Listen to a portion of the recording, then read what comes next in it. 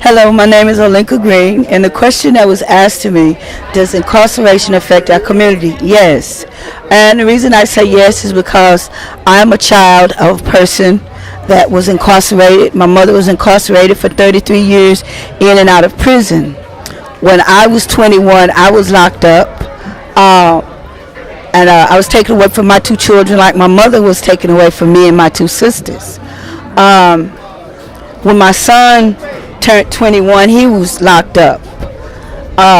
His father was locked up also, so he had two parents locked up at the same time. So when incarceration comes through, it takes away the family, it takes away jobs from the community, it takes away families from the community, it takes away education from the community, it takes away that spiritual bond, that connectiveness. You can tell communities where there has been mass incarceration of people. The education levels are low. The housing is not proper. There are health disparities. There are food deserts because the people are not there to put back into that community. They're in the prison system, and so if you have a child that has one parent that has been incarcerated, there's a slight chance that he might or she might be incarcerated also. But when you have two children, when you have two parents that have been incarcerated, you have a high propensity of your children being taken away. The parent, your child being locked up also. So it affects us on major levels. If your grandfather or your grandmother or your uncles have been incarcerated, it flows and it takes away.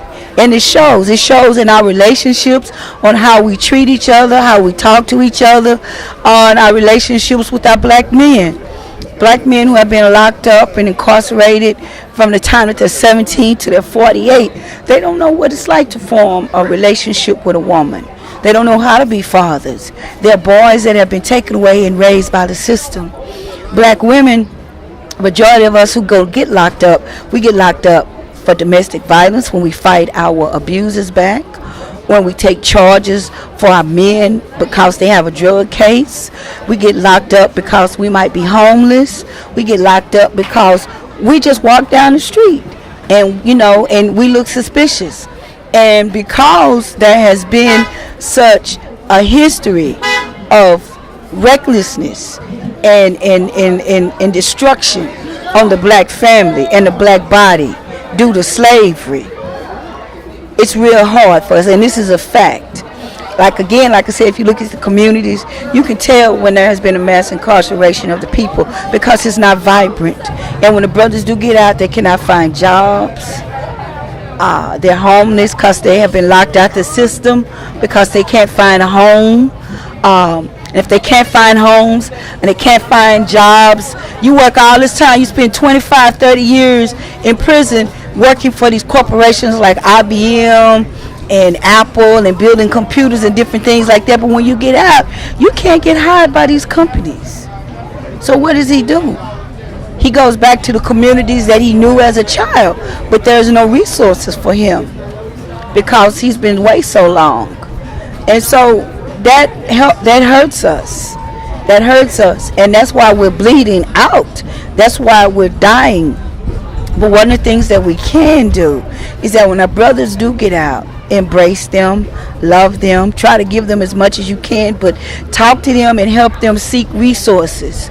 For our sisters, it's hard when we're locked away from our children and we watch our children grow up through letters and pictures, and when we get out, we don't know how to bond with our children. And these streets raise our children. And right now, youngsters think that it's okay to go to prison and you go down there, you become a gladiator, and our rites of passage for our boys now is getting a girl pregnant, getting a gold tooth, getting one of these old Chevy Impalas, getting a pit bull, getting a tattoo, getting a jail record. That's what they think that the rites of passage is, and it's not.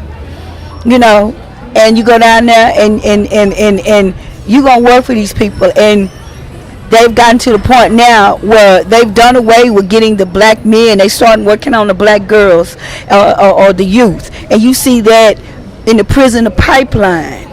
You even see it when mothers are being locked away for just being pregnant.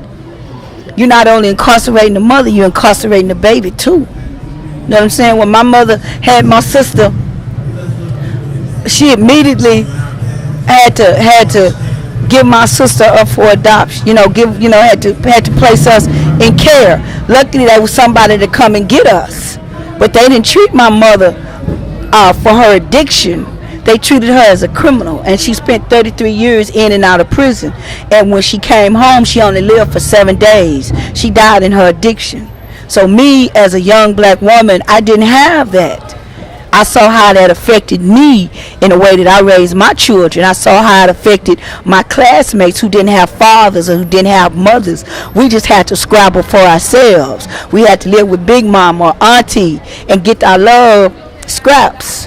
You know what I'm saying? And it's hard. It's real hard out here.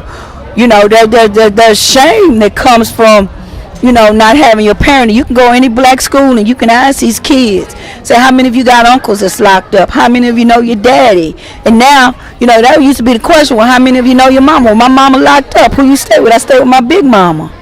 So it does destroy us. It destroys us internally and externally. And like I said, it affects our community real, real big time.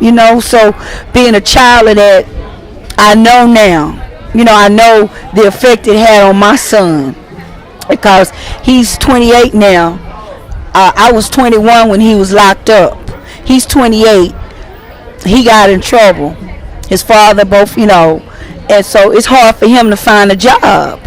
Even though he has a high school diploma and he has skills, he had to go through hell getting his record cleared, but it's hard. So all I can say is that embrace your loved ones when they come home.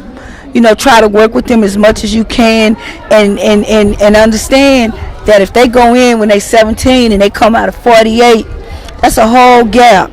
And a lot of our brothers can't even have children, because some of them get hepatitis off in the pen, you know what I'm saying? Or get that HIV or the whip, and you get out. We don't even know how to love, because this system hasn't loved us. So only thing I can do is say, yeah, it affects us real bad. So my name is Olinka Grant, and I hope I helped out somewhat. Thank you.